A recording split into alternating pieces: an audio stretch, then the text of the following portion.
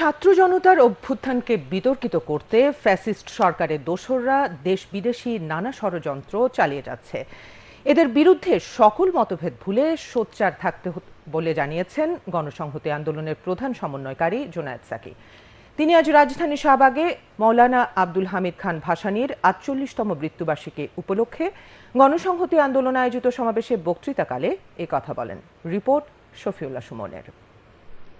মৌলানা আব্দুল হামিদ খান ভাসানীর ৪৮তম মৃত্যুবার্ষিকী উপলক্ষে গণসংহতি আন্দোলনের এ সমাবেশে গণসংহতি আন্দোলনের প্রধান সমন্বয়কারী জোনায়েদ সাকি বলেন, ছাত্র জনতা শ্রমিকের অভ্যুত্থানের মধ্য দিয়ে ফ্যাসিবাদী শাসনের বিদায় হলেও তার দোসররা এখনও বিদ্যমান। নাগরিক হিসেবে মানুষের মর্যাদা নিশ্চিত করাই এখন বড় চ্যালেঞ্জ। যে ঐক্য ৫ই আগস্ট তৈরি হয়েছে সেই ঐক্যকে ধরে রাখতে হবে। ফ্যাসিস্টরা নানাভাবে তারা এখনো ষড়যন্ত্র করছে। অভ্যুত্থানের রাজনৈতিক শক্তি সংহত করতে হবে।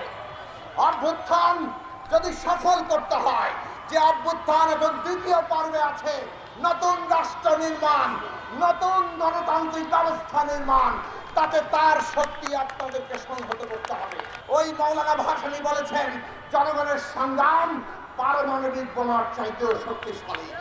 জোনায়েদ সাকি বৈষম্যহীন বাংলাদেশ গড়ে তোলার দৃঢ় প্রত্যয় ব্যক্ত করেন। বাংলাদেশের প্রতিটি নাগরিক, হিন্দু, মুসলমান, বৌদ্ধ, খ্রিস্টান, বাঙালি, চাকমা, মারমা, আদিবাসী, এই দেশের নারী পুরুষ অথবা যে রাজনৈতিক বিশ্বাস কিংবা জীবন চর্চার হোক না কেন, প্রতিটি নাগরিকের নিরাপত্তা নিশ্চিত করতে হবে।